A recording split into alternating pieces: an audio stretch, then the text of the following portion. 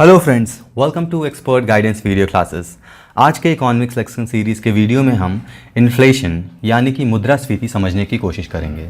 इस वीडियो में हम इन्फ्लेशन के हर एस्पेक्ट्स, इन्फ्लेशन के क्या इफ़ेक्ट्स होते हैं, इन्फ्लेशन के कॉजेज़ क्या होते हैं, इन्फ्लेशन को कैसे मेजर किया जा सकता है और फाइनली इन्फ्लेशन को कंट्रोल कैसे कर सकते हैं, इन सारे एस्पेक्ट्स के बारे में आज के इस वीडियो में हम समझने की कोशिश करेंगे। ओके, तो इन्फ्लेशन को अगर हम आम भाषा में समझने की कोशिश करें तो इन्फ्लेशन को सिंपली हम महंगाई कह सकते हैं। महंगाई आप जानते ही हैं, महंगाई क्या होता है। महंगाई हम कैसे समझते हैं या फिर कैसे कैलकुलेट करते हैं, तो इसका सिंपल तरीका होता है हम किसी एक रेफरेंस पॉइंट से कंपेयर करते हैं चीज़ों को। मतलब कि जनरली इकॉनमी में क्या होता है, एक होता है गुड और दूसरे होते हैं सर्विसेज। गुड्स एंड सर्विसेज होते हैं, इनके कुछ प्राइस होते हैं। मतलब मान लीजिए आपको कोई गुड्स परचेज़ करना है या फिर आपको कोई सर्विस लेना है तो आपको कुछ उसकी कीमत अदा करनी पड़ती है या फिर आपको कुछ पैसे देने पड़ते हैं।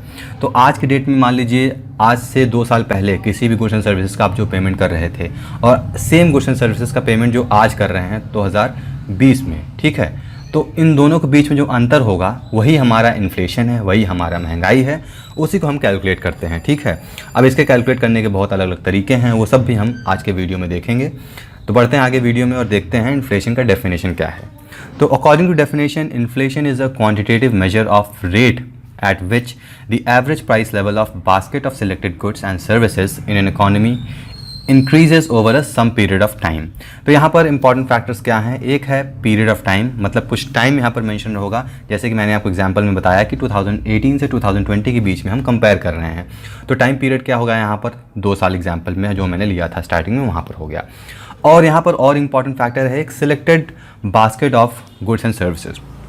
तो एक बास्केट मतलब क्या होता है, टोकरी होता है। तो यहाँ पर हालांकि वो टोकरी लिटरल मीनिंग नहीं है, but they will take some goods and services. मान लीजिए डेली प्रोडक्ट्स जो हम यूज़ करते हैं, हमारा सोप हो गया, टूथपेस्ट हो गया, मसाले हो गए, आलू हो गया, प्याज हो गया, खाना हो गया, मतलब जो भी होता है हम डेली लाइफ में यूज़ कर सकते हैं, तो उसको एक बास्केट में रख देते हैं। ठीक है, अब उस बास्केट का एक एवरेज हम निकाल लेते हैं वैल्यू।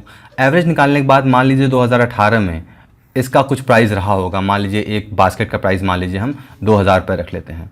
ठीक है, 2000 रुपये प्राइस रहा होगा 2018 में। वही 2020 में सेम बास्केट ऑफ प्रोडक्ट्स का जो प्राइस रहा वो 3000 रुपये हो गया।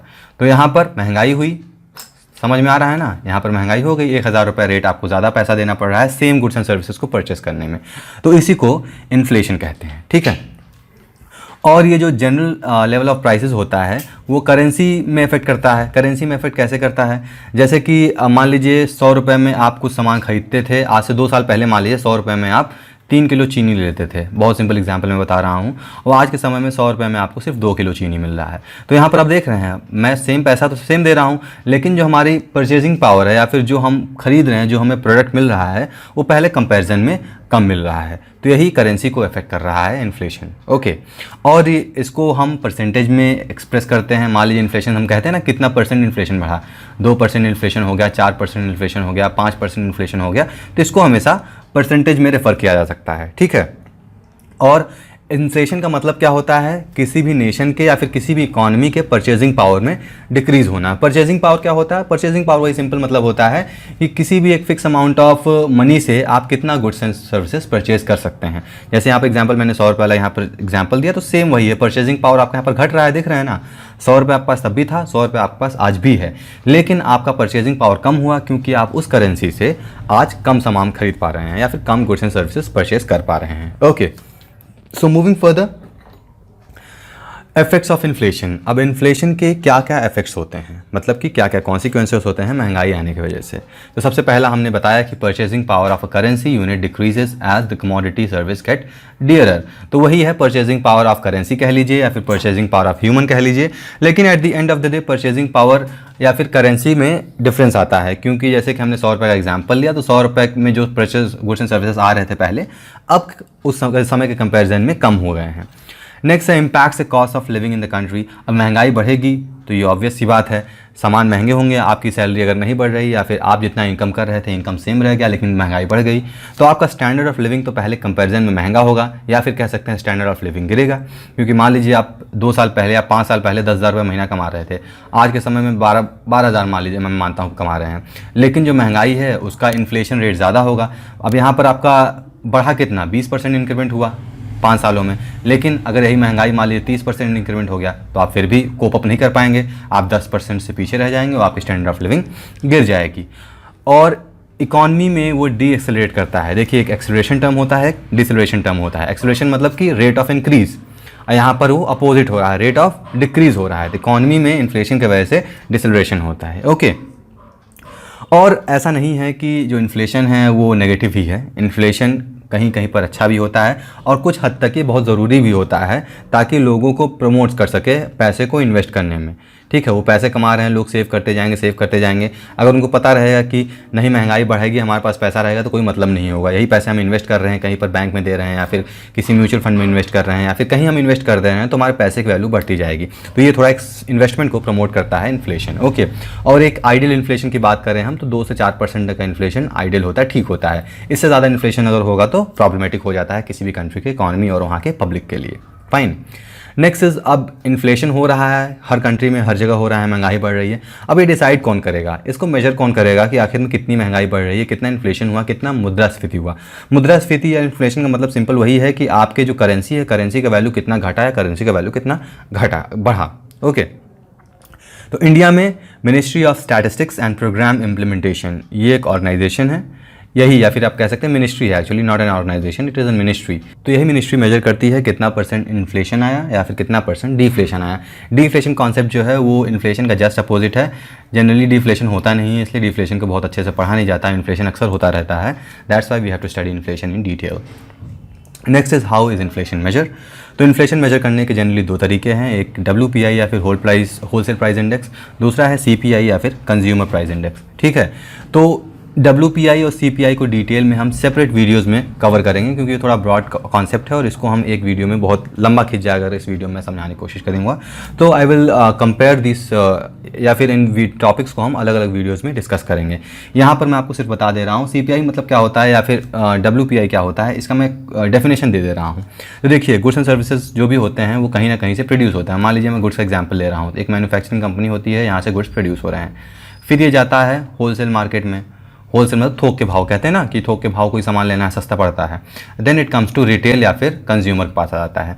तो यहाँ से CPI कैलकुलेट होता है, यहाँ से WPI कैलकुलेट होता है और इसी पे हम इन्फ्लेशन अपना मेजर कर लेते हैं। इन्फ्लेशन क्या था, हमने देखा था ना कि एक बेस ईयर से आज तक में कितना डिफरेंस आया, कितना प्राइस में डिफरेंस आया, वही हमारा इन्फ्लेशन है।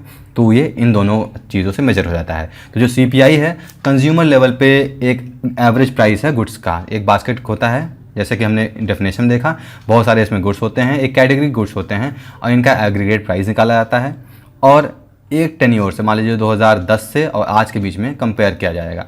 ठीक है, तो जितना % इन्फ्लेशन आएगा वही हमारा इन्फ्लेशन हो गया। सिमिलर होता है WPI होलसेल प्राइस इंडेक्स, तो वो हमारा होलसेल लेवल पे होता है। So this is all about measurement of inflation. इसको हम फिर से डिटेल में डिस्कस करेंगे, घबराइएगा नहीं अगर आपको ये समझ में नहीं आया होगा। You can still watch in different video, I will provide the link in description box. Moving further, causes of inflation, तो इसके बहुत सारे कारण हैं, लेकिन यहाँ पर मेजरली क्या क्या कारण है वो मैं बता दे रहा हूँ। पहला, demand and supply gap. Demand and supply gap में क्या होता है, अगर किसी भी प्रोडक्ट का डिमांड बढ़ रहा है, मान लीजिए अभी अगर मैं एग्जांपल लेना चाहूँ इस लैपटॉप का या फिर एक सिंपल सा एग्जांपल आप ले लीजिए किसी पर्टिकुलर मोबाइल के मॉडल का। ठीक है, हालांकि इलेक्ट्रॉनिक प्रोडक्ट्स में बहुत ज़्यादा इन्फ्लेशन आता नहीं है, but still I am taking an example of mobile, ये सिर्फ समझने के लिए है। तो मान लीजिए आपके पास एक सैमसंग का कोई मोबाइल है, आज इन्होंने इसको लॉन्च किया, आज मतलब 2020 को इन्होंने लॉन्च किया। अब इनको पता चला कि इस मोबाइल का डिमांड मार्केट में बहुत अच्छा है, बहुत बढ़ रहा है, तो चांसेस हैं कि आगे चल के इस मोबाइल के मॉडल का जो प्राइस है आज के कंपैरिजन में बढ़ जाए। तो डिमांड सप्लाई गैप हो रहा है।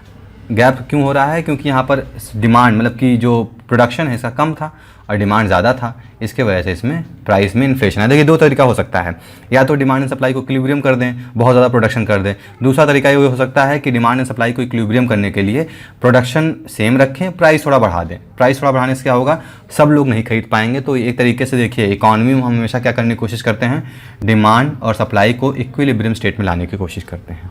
Okay, next cause is excess circulation of money. Excess circulation of money में क्या होता है कि आपके पास अगर बहुत ज़्यादा पैसा आ जाता है तब भी उस पैसे की वैल्यू गिरती है। मान लीजिए अभी अगर ऑन एवरेज सब लोग 10,000 महीना कमाते हैं पूरे इंडिया में, एक मैं एग्जांपल ले रहा हूँ, पूरा इंडिया छोड़िए, आपके एरिया में अगर सब लोग 10,000 रुपये पर मंथ कमाते हैं, ठीक है, और इनका इन्वेस्टमेंट जो कैरेक्टरिस्टिक है सबका सेम है लगभग। अब यही लोग, और उस एरिया में जो भी प्रोडक्ट्स मिलते हैं, जैसे भी मिलते हैं, वो कुछ उनका फिक्स प्राइस होगा हर एक गुड्स एंड सर्विसेज का। और यही लोग अगर कल के दिन में अचानक से 1 लाख सब लोग कमाने लगें, मोहल्ला वही रहेगा, सामान वही रहेगा, अब क्या होगा, गुड्स भी वही रहेगा। तो 2-3 ऑप्शंस हो सकते हैं, या फिर मतलब कि ये कहीं बाहर से सामान ले लें, या फिर और दूसरे को सामान एक्स्ट्रा परचेस करने लगें, चीज़ें अपनी लाइफ स्टाइल को बढ़ा दें। लेकिन अगर इनके पास ऑप्शन नहीं रहा, इनके पास सिर्फ यही ऑप्शन रहा कि इस मोहल्ले में मान लीजिए इतना ही ऑप्शन है, इनका दायरा है तरीके से है, इससे बाहर नहीं जा सकते हैं, तो जो गुड्स एंड सर्विसेज जो भी ये परचेस करते थे, इनमें बढ़ावा होगा, इनमें प्राइस में इजाफा होगा, क्योंकि यहाँ पर एक्स्ट्रा सर्कुलेशन ऑफ मनी हो गई। अब देखिए, लोग अमीर होंगे तो शॉपकीपर होगा, ऑब्वियस वो भी चाहेगा कि मैं भी बैलेंस करूँ, जैसे पहले था अभी मैं बैलेंस करूँ। सो गुड्स का जो प्राइस है गुड्स एंड सर्विसेज का, वो बढ़ जाएगा। Okay, spurt in production prices, मतलब कि प्रोडक्शन प्राइसेस, कोई भी गुड्स प्रोड्यूस हो रही हैं, उसके जो रॉ मटेरियल्स हो गए, या फिर जो मान लीजिए इलेक्ट्रिसिटी हो गया, इंफ्रास्ट्रक्चर कॉस्ट हो गया, वो सब में इंक्रीमेंट आता है। तो उस सब के इंक्रीमेंट आने की वजह से प्रोडक्शन कॉस्ट बढ़ा तो ultimately selling price of good जो होगा इंक्रीज़ होगा, वो इंक्रीज़ होगा तो महंगाई आएगी। Okay, next is increase in price of goods and services, ये हमारा एग्जाम्पल वही है। अब हम इसको दूसरे तरीके से भी समझ सकते हैं। यहाँ पर 3 टर्म्स दिए गए हैं, 3 टर्म्स को आप समझ लेंगे, क्योंकि इकोनॉमिक्स के टर्म में है, वो हमारा आम भाषा में हम समझने की हमने कोशिश किया। ये सारी चीज़ें वही जो हमने समझा, वही सेम चीज़ ये भी हैं। पहला है डिमांड पुल, दूसरा है कॉस्ट पुश, तीसरा है बिल्ट इन। ये इस पर सारे कॉजेज़ हैं इन्फ्लेशन के। डिमांड पुल क्या होता है, वही डिमांड एंड सप्लाई वाला प्रॉब्लम है कि मान लीजिए, अब यहाँ पर सबसे बेस्ट एग्जाम्पल एरोप्लेन की सीट्स होती हैं। एरोप्लेन की सीट्स कैसे होती हैं, मान लीजिए उसमें 100 सीट्स हैं, 100 सीट्स में से 50 सीट्स बुक हो गई। अब क्या करेंगे, ये 50 सीट का जो प्राइस है वो बढ़ा देंगे। जैसे जैसे सीट कम होती जाएंगी, इनके प्राइस बढ़ते जाएंगे। ये डायनेमिक फेयर होता है। ऐसे कई ट्रेन्स में भी डायनेमिक फेयर सिस्टम है, तो वही समझ लीजिए डिमांड एंड सप्लाई का कॉन्सेप्ट वहाँ पर आप लगा देते हैं, वहीं से महंगाई बढ़ गई। दूसरा फैक्टर है कॉस्ट पुश। कॉस्ट पुश में हमने बता दिया, जब प्रोडक्शन कॉस्ट बढ़ जाता है, मान लीजिए यहाँ पर एग्जाम्पल दिया गया हीलियम गैस का, पहले $10 में आता था, अब $20 में आ रहा है, तो ऑब्वियस सी बात है जो बलून जो बेचने वाला होगा वो महंगा बेचेगा, क्योंकि उसका कॉस्ट प्रोडक्शन बढ़ रहा है। थर्ड कॉन्सेप्ट है बिल्ट इन। बिल्ट इन में क्या होता है कि अब जैसे प्रोडक्ट्स के प्राइसेस बढ़ रहे हैं, तो जो लेबर्स होंगे उनको भी सारे प्रोडक्ट खरीदने होंगे, तो वो प्रोडक्ट्स खरीदने के लिए क्या करेंगे, अपनी सैलरी को बढ़ाने की कोशिश करेंगे, और सैलरी बढ़ाने की कोशिश करेंगे तो कॉस्ट प्राइस ऑफ गुड्स में बढ़ेगा, और उसके वजह से भी महंगाई आएगी।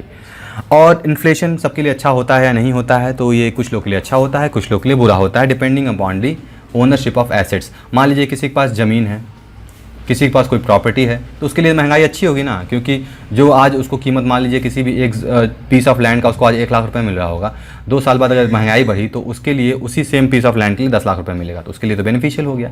और वही जिनको पे करना है उनके लिए बुरा चीज़ है। कंट्रोल कैसे कर सकते हैं, तो ये एक मॉनेटरी पॉलिसी होता है, जिसमें पैसे को कैसे यूज़ करना है, कैसे कहाँ कहाँ सप्लाई करना है, कहाँ कहाँ निकालना है पैसे, तो ये पूरा कंट्रोलिंग इसका इन्फ्लेशन का मॉनेटरी पॉलिसी से होता है। मॉनेटरी पॉलिसी को हम डिटेल में दूसरे वीडियो में डिस्कस करेंगे, यहाँ हम इस कॉन्सेप्ट को डिस्कस नहीं करेंगे। Okay, so that's all for today's video. I hope you have understood inflation. If you have any issues regarding inflation, please ask in the comment box. और आगे के वीडियोज़ में हम इन्फ्लेशन से रिलेटेड जितने भी कॉन्सेप्ट है, सारे कॉन्सेप्ट को एक एक करके समझने की कोशिश करेंगे। ओके, तो thank you for watching. See you next video with new concept. Till then, good bye.